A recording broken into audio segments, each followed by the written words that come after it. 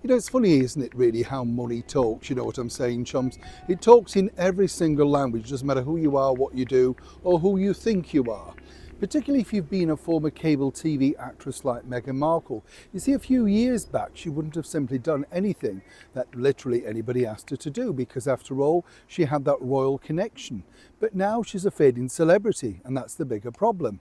And of course, when people are paying you big bucks, and this is really that somebody like Spotify should have gripped at the very start of this and said, listen, we're paying you plenty, sister. You better get on with what we want to do. But of course, they were slightly in awe, I would suggest, of the royal connection. How foolish they were. Of course, Netflix are having, well, a difficult time with Meghan. But now this. As ever, let me explain. Morning, lovely to see you, chums. Thank you so much as ever for your time today. Welcome one and all brand new subscribers. And isn't this a beautiful sight? An English cricket green, yes. You see, this is the thing on this show. You get taken around, don't you? There's nothing. Now, do you like cricket? You can be blunt.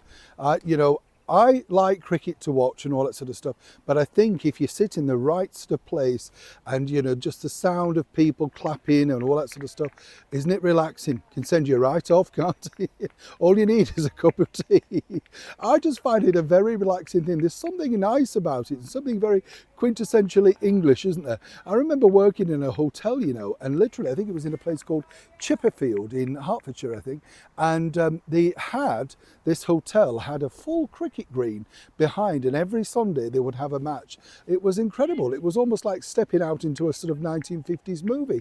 Just a wonderful experience. You never forget these things, do you?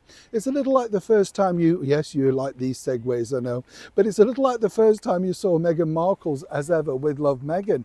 Do you remember where, you know, her friend Mindy Kaling basically said this was the most glamorous thing she'd ever done in her life? Poor Mindy clearly hadn't got out much, had she? I mean, she was just eating a slice of cake, but apparently this was the very best thing.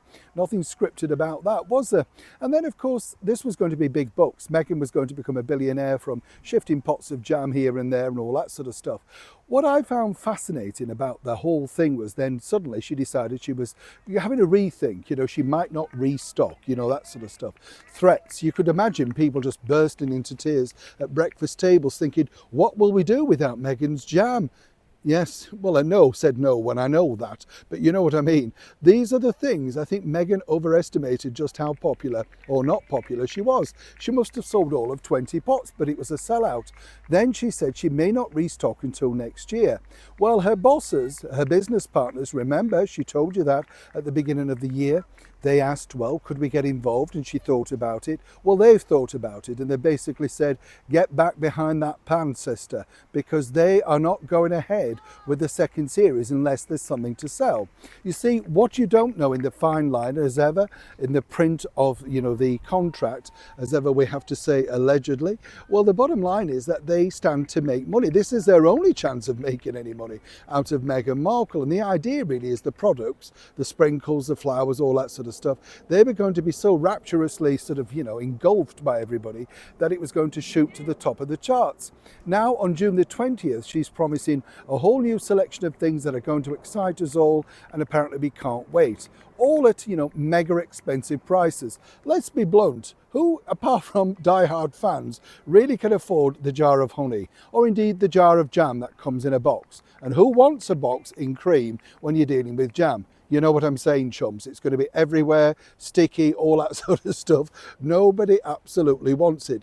But Meghan is ploughing ahead, not because she wants to, and this is the thing, as ever, that I like to share, simply because the bosses are saying, look, you know, we can't roll the series out if you've got nothing to sell. She learnt nothing clearly from shoveling that massive piece of pie in Gwyneth Paltrow's kitchen and just not knowing why people didn't like her. Seriously, the bottom line for her is that if she doesn't deliver, then Netflix won't be delivering any more. Ted might think that she can shift anything and she's a superhero and people are fascinated. It will all come to light exactly how many this time around, when she relaunches on June the 20th, how popular that particular collection is.